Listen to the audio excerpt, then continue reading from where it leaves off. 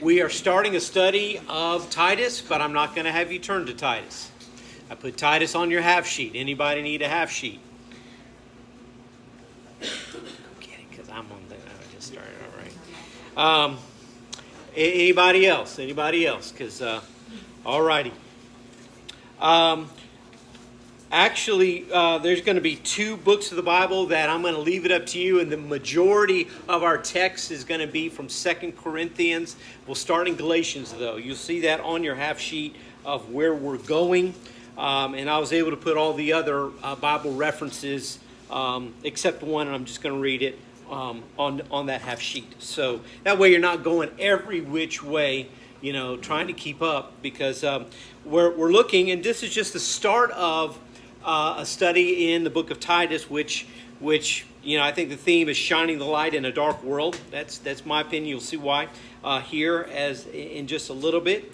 But when you first start a study, here's some questions you need to ask, like who's writing, who's receiving the writing, and many times it's a church, and what's going on about that church, and what's the culture of that church, and all that stuff. And then you learn about it. But this isn't written to a church, it's written to an individual. So who's writing? Paul, because he starts with the very first word, Paul. And he describes himself in two things. A servant of God, literally slave, and an apostle of Jesus Christ. He introduces himself many times in this way. And as a slave to God, he is one who is obedient. Yes, master, is the attitude of a slave. And as an apostle of Jesus Christ, he is one who was sent. That's what apostle means. One sent, particularly on a mission or on with a message to go. And he has done that throughout his life. It is shortening, and this is why he's talking to Titus. He's still got a few years left. So who's being written to? Titus. Okay. How many people do you know that have the first name Titus? I was curious. Okay, how many people know a dog and heard of a dog named Titus? I have. Why is that? It has nothing to do with this guy. It has to do with there was a Caesar whose name was Titus. And it's very interesting. Most time you don't name your kids after Caesars. You name your pets. Caesar, walking around and stuff like that, and Augustus, whatever. I don't know, but I'm sure that'll, Brutus, Again, these are dogs I know, and so now you know me, I do weird studies. I look up weird facts, and one of the last things I looked up is how many people are called Titus, and I looked up baby names. And they keep track of these things. Now, what's amazing is I looked it up, and it was from 1880 to current, or maybe a couple years ago. I'm like, really? And it was like the top 1,000 names. And except for 2015, it was actually ranked 281st. Which is still very low, but most of the time it was like 900, and and it's like nobody was named Titus. Now I'm sure somebody online is going to have the name Titus and be greatly offended, but no, it's just not the thing you call. Now here's my goal right now. You're going to think at the end, what a great name to call somebody because of the character. How much do you know about Titus? There's a book named after him. We don't know anything. We've been doing Timothy, and frankly, I felt about skipping Titus and going to 2 Timothy and just say, they say almost the same thing in Titus. Let's just skip that one. You know, it's the one that gets skipped. It's the one. It's like he's like the second child of three. Sorry, Jeff. So who's being written to? This guy named Titus. Verse 4. Now again, we're going to go over some of these passages I'm skipping. I'm just like, okay, verse 1, Paul, this is who he is. We'll look at some of those verses next week and going into detail. To Titus, my true son in our common faith, grace and peace from God the Father and Christ Jesus our Savior. Now, he calls him the true son. Most likely, this is why I have probably, he is probably a convert through Paul's ministry. When did this conversion happen? Most likely, again, probably in Paul's first missionary journey. And there's a reason I believe that. If Paul led him to the Lord, it was probably in his first missionary journey, because right after the first missionary journey, they came back and it was reported about all these Gentiles who came to the faith. And that kind of stirred some people thinking you had to become Jewish before you can become a Christian. And what made you Jewish, guys, was the circumcision thing. And so you had to be circumcised. And there was this big debate. And so Paul and Barnabas went down to Jerusalem to have what was called the first Jerusalem Council to figure out, what does a person have to do to receive Christ? Do they need to become Jewish? And stuff like that. And so, when you look at Galatians, so I want you to, if you haven't turned there, turn to Galatians chapter 2.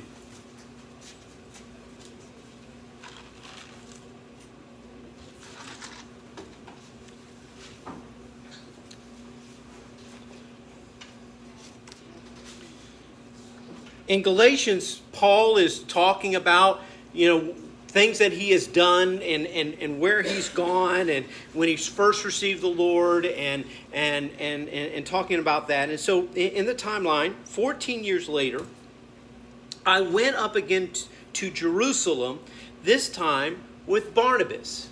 And again, circumstances and timing, it looks like this is that first Jewish Jerusalem council.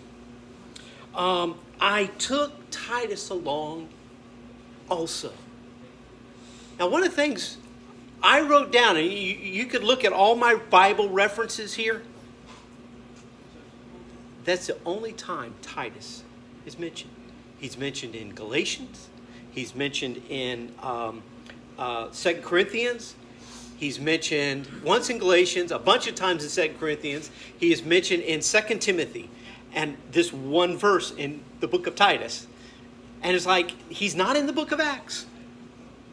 But yet when you look at it, he's like, it's kind of like the picture taken right when somebody walks out the door. He never gets his name in there and all that. But he is all around it.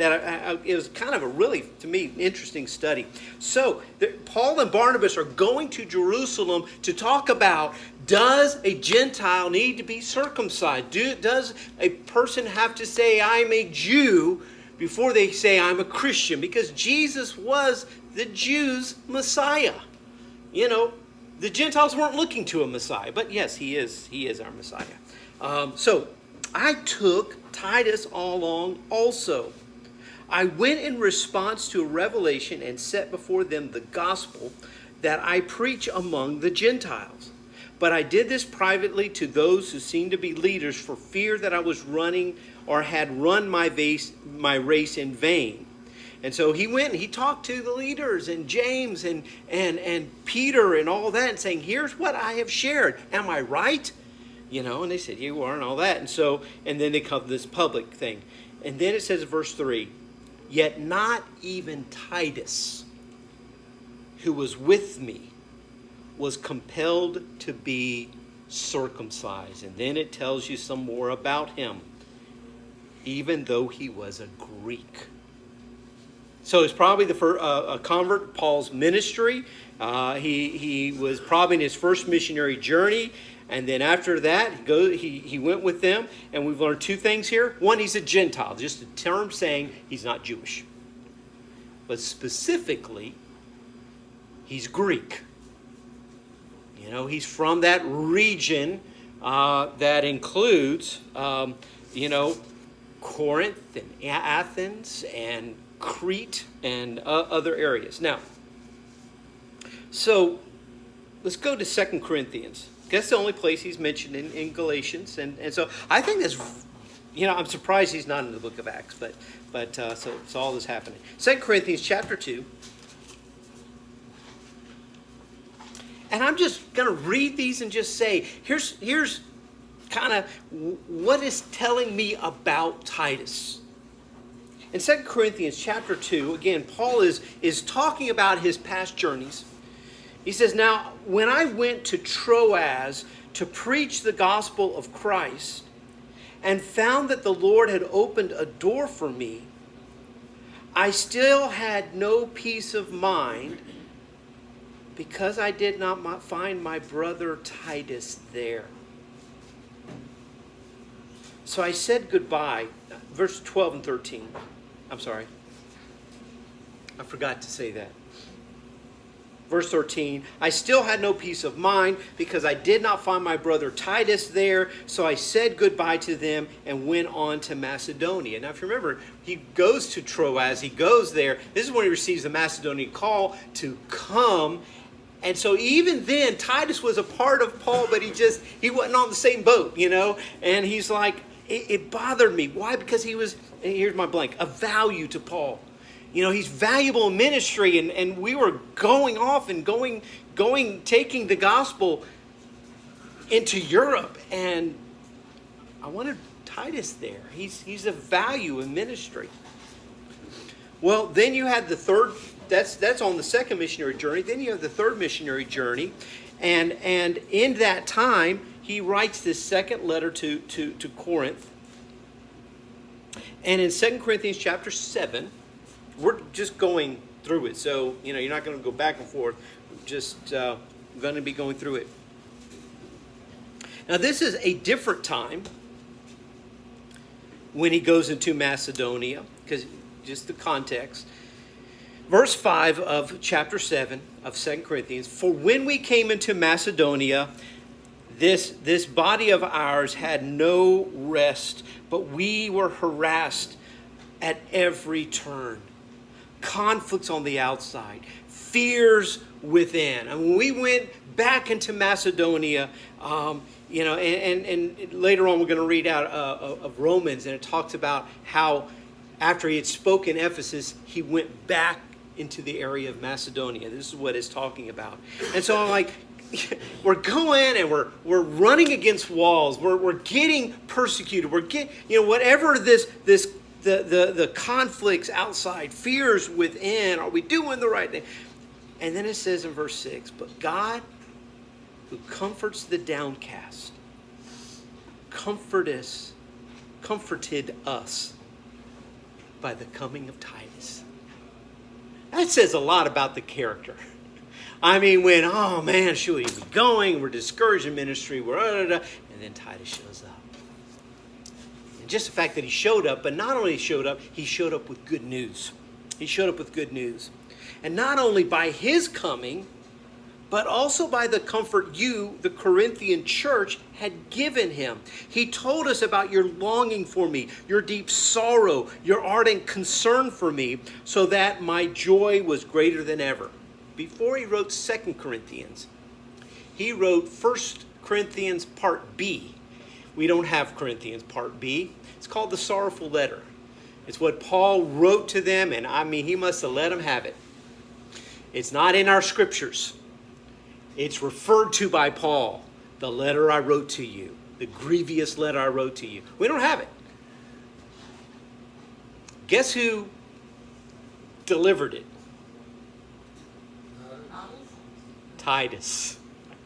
How would you like to be Titus now? And we're going to get back to that thing and stuff like that. And so how are they going to receive this? And see, this is when Titus came back. And just his presence was encouragement. But the encouragement that the Corinthians took what he said and listened. And so this is the comfort. A comfort to Paul, a value to Paul, a comfort to Paul. He was an envoy for Paul, Envoy.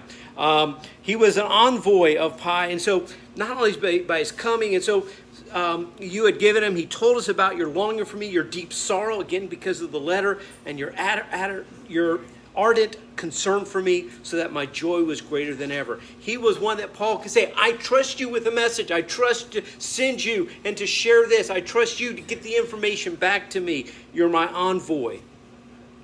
And then he has a heart for those he ministers. Same chapter, starting at verse 13.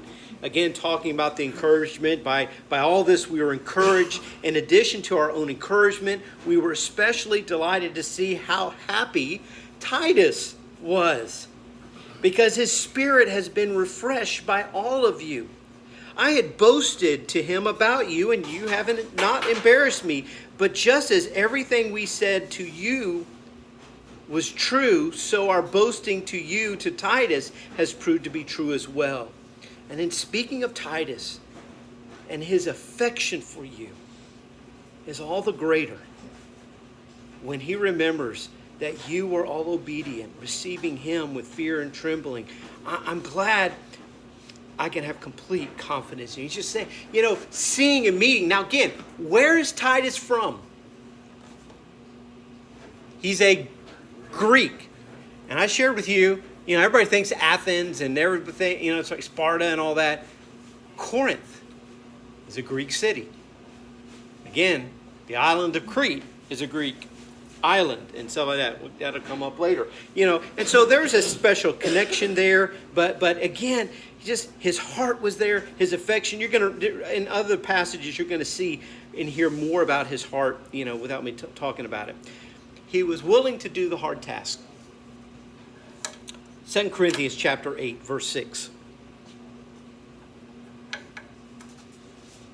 Verse 6, so we urge Titus, since he had earlier made a beginning, to bring also to completion this act of grace on your part. In other words, Paul is taking up an offering. And not only did he send Titus with a sorrowful letter, he sent Titus to collect. Willing to do the hard task. To try to encourage them. And I mean that, trying to encourage them to do what was right. To do what they had promised. To give, to help and aid for during the famine in Jerusalem and stuff like that. And but just as you excel in everything, in faith, speech, knowledge, and complete earnestness, and your love for us, see that you also excel in this grace of giving. So they sent Titus with a hard task. Ask for money. He was motivated in ministry, and he was trusted in ministry. Look down at verse 16. Again, you see his heart. I thank God who put into the heart of Titus the same concern I have for you. For Titus not only welcomed our appeal, but his coming to you with much enthusiasm and on his own initiative. I mean, you didn't have to push Titus. He was motivated. He was a self-starter. He would get going. And we are sending along with him the brother who's praised by all the churches for his service to the gospel. We can only guess who that is. I don't know. What is more, he was chosen by the churches to accompany us as we carry the offering. And he goes on and talks more, just saying he's trusted in the ministry. We can let him hold the money. And so they wanted to make sure he was one that was selected to say, we trust you. He was a co-laborer with Paul. Look at verse 22. In addition, we are sending with them our brother who has also often proved to us in many ways that he's zealous, and now even more so because of his great confidence in you. Again, not sure who he's talking about, somebody else. But then he says, as for Titus, he's my partner and fellow worker among you.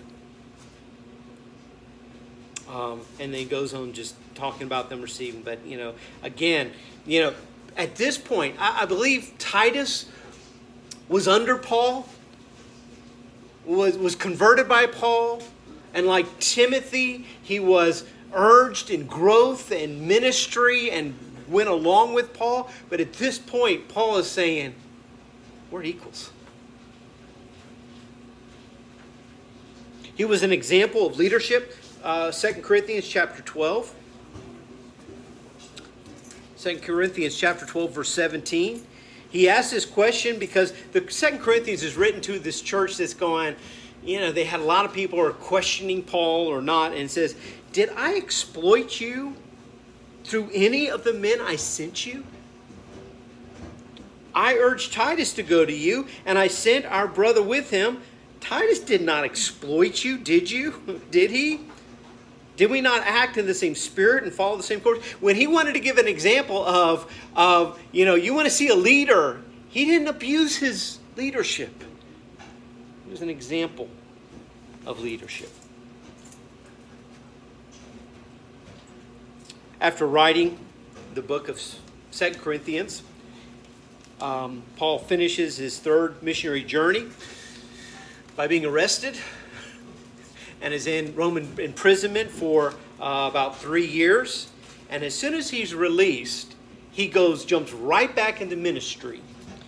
This is not in the book of Acts because the book of Acts ends when his imprisonment begins.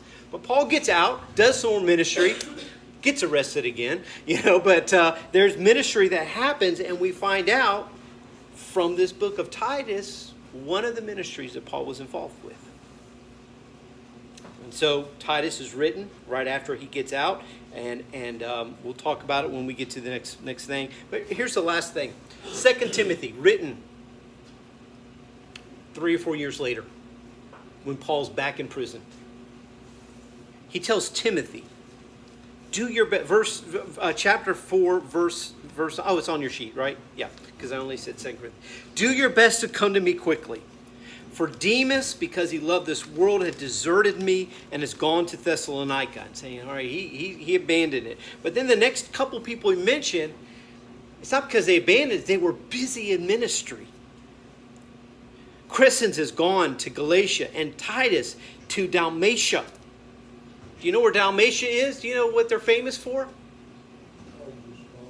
Huh?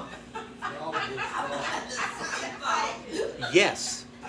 That is where they're from. That is where they were bred. All right. I just wanted to make sure you knew that. Okay. I put Romans 15 on your sheet as well. He's talking to Romans. This was written, sometime later. It says, by powers and signs and miracles, talking about sharing the gospel, the power of the Spirit. So from Jerusalem all the way around to Illyricum, I have fully proclaimed the gospel of Christ.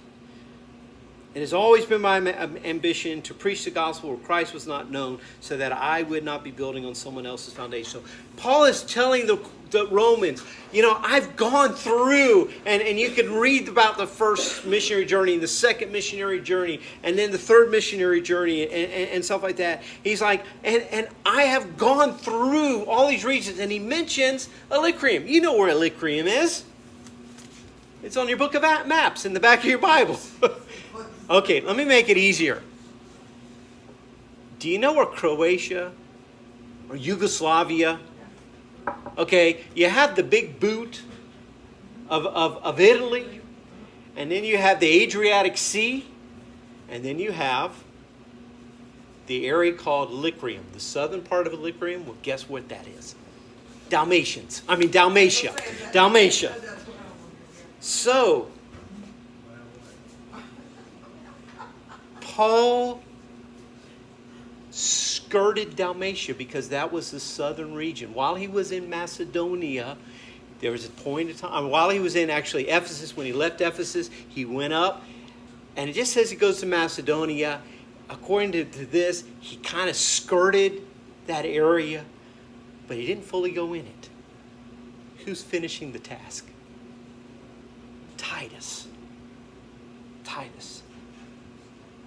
Now, according to tradition, it has it that Titus eventually returned to Crete, and he served faithfully there until his death. He was like one of the few people of his era that wasn't martyred. Now, what is the concern of the book of Titus? Ministry at Crete. Ministry at Crete. Verse 5 of Titus 1. The reason I left you in Crete was so that you might straighten out what was left unfinished and appoint elders in every town as I directed you. We'll get into all that next week. What is Crete? Crete is an island off of Greece. Now I'm going to show this to the camera. All right, it's the red thing there, all right? So I don't know how well you guys can see it, but I wanted to show some things about this. This is Rome. I guess that would be where the Dalmatians are from, right there, okay? This is the Greece area, Corinth and Athens and all that area right there. The Macedonia area, Thessalonica, Philippi, you know some of those Bible cities, you know, and then Asia, which is Turkey and stuff like that. You have Jerusalem over here. You have Africa right there. That's like the main area. Now, there's Spain over here and stuff like that. But when you look at that map, where's the bullseye? The bullseye is this island of Crete. It was a strategic island. It was in the book of Acts. That's where Paul being arrested, they go to the island of Crete. They're staying in this place that sounds nice, Fair Havens, and they say it's not good for wintering. Let's keep going. He says, if we go, it's not going to end up well, and he was right, and some of that. And so they left Crete and got into the storm, and you know the rest of that story. So he has a little bit of familiarity, just going. But here's the thing: it has many ports. It has ports on the north side. It has ports on the south side. It is an island that is. Just long. And so you have ports on the south, ports on the north, and stuff like that. So sometimes you can take things from the north side, they travel across the little island, and then, send it off in another port going down to the south to Africa or wherever. It was a great stopping place. It was a great place for the spread of the gospel in going to areas that have yet to be reached.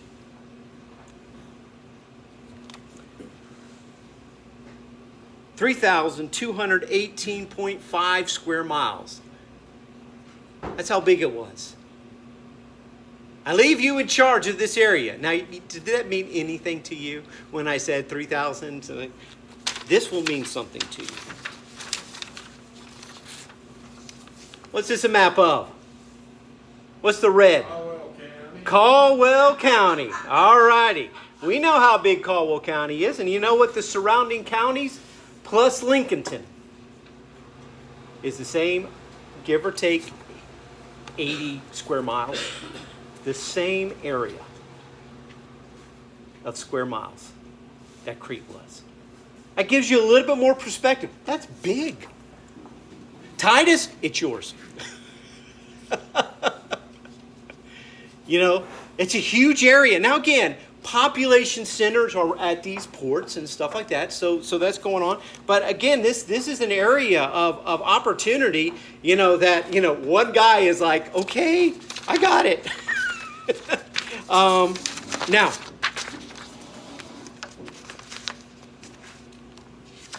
in the book of Acts, it shares Paul's way of ministering when he's going to new areas. In Acts 14, I won't read it, but it talks about him going to Lystra and Antioch and Iconium and all that. And at the end of him going to the last one, it says then they returned going back through these areas where they spent days or weeks or even months of witnessing and developing and reaching people and then becoming converts to Christianity. He goes back through those areas, and it says He encouraged them, and he appointed elders, leaders in each area. So he would go through an area and he would witness. Then he would go back through that same area and say, okay, y'all have been around for a few weeks, maybe a few months and all that. And he would establish elders in each of those cities. Now, what did he tell Titus to do? There's work that's not done. So Paul left him there. That means Paul was there. But guess what Paul was doing with Titus before Paul left? He probably went through the major cities and witnessed, but he didn't get to do the second part. And so he's saying, Titus, I didn't get to finish. I've got another call to go somewhere else. It's yours. Appoint elders in each of these towns that we have believers. Now, listen, there were believers in Crete before Paul. You go to the second chapter of Acts. You go to the list of all the people, Jews from all of these regions. Guess what's mentioned? The island of Crete. But they had no one to build them up. And so therefore there, in decades of being there was plenty of time to get distorted, the gospel distorted. And so this is what Paul is handling. It's an area that is a lot of opportunity. But it is also challenging, a challenging area. That's that last, not last blank, but that last set. One, it was a culture of immorality. One of the areas that made it a strategic area for getting the gospel and going forth from there with the gospel was the same reason why it was immoral. I mean, it's where sailors would come in. And there were all sorts of things that were there in the port towns. At one point, Crete was known for a lot of different things, and it was known for magnificence, but it had been conquered a couple times and had a few earthquakes, and it just became more almost like a place for pirates to go when they were coming ashore. So a culture of immorality, a culture of idolatry. They're Greek. They had the Greek pantheon of all the gods that they would worship, and there were places of worshiping various gods. But the thing that Crete was known for in the Greek pantheon was this was where Zeus was born. No, he wasn't. But that was their claim. And so, I mean, there was like, Paul got in trouble when, they'd mention Artemis, which is a lesser god, because he's like the king god, and he got in trouble in Ephesus because of that. Can you imagine the pushback of idolatry? I don't know if y'all remember in your Greek mythology, you ever hear of a minotaur? There's this guy and there was this labyrinth of all this, stuff. Well, that was King Minos, and not subtraction, but OS. This is where supposedly that story happened. I mean, so there's a lot of Greek story and all this other. So guess what? There's a lot of idolatry that's in this area that the gospel has to penetrate.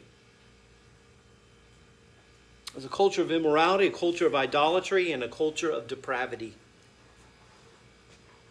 I put the 12th verse of chapter 1 of Titus. Even one of their own prophets has said, Cretans are always liars, evil brutes, lazy gluttons.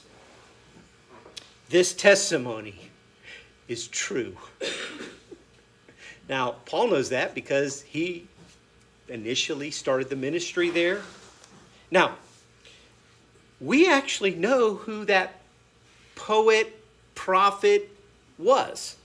I don't know if I can pronounce it right, but it was Epimenides.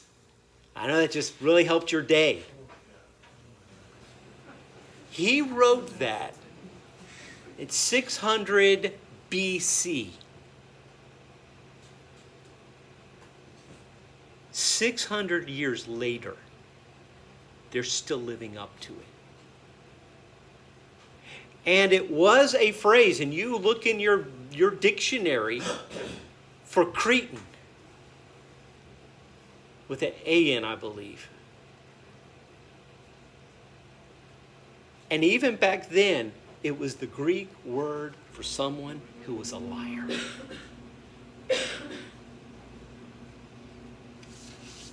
This is where Titus is going to have the church set up and strengthened to be able to make a difference. And so I end tonight with what I will not answer except in the coming weeks of study. I have it on the bottom of your half sheet. How can the light of gospel penetrate the darkness of this culture? How do you get past the idolatry? How do you get past the immorality? How do you get past the depravity of this Cretan culture? By answering that question, we will also answer the question, how do we get the gospel in a wicked society such as we live in? How do we make a difference? How do we open the door to reach our culture? Is the news getting better? Is morality getting better? How? Sometimes a lot of Christians are like, what can we do? We're going to study through the back book of Titus to find out what we are to do to get the gospel in a society, in a culture that is anti-Christian. Because that is where we live. It may seem impossible to us, but with God, all things are possible. Let's pray. Jesus, help us as we go through this book and we see how you would use Titus and the church there in Crete to reach the lost there. And so God, in an area, in a land, in a time where immorality is on the line, people are worshiping everything but you, and we are in a depraved culture. There's lying. There's bullying. There's gluttony. There's laziness.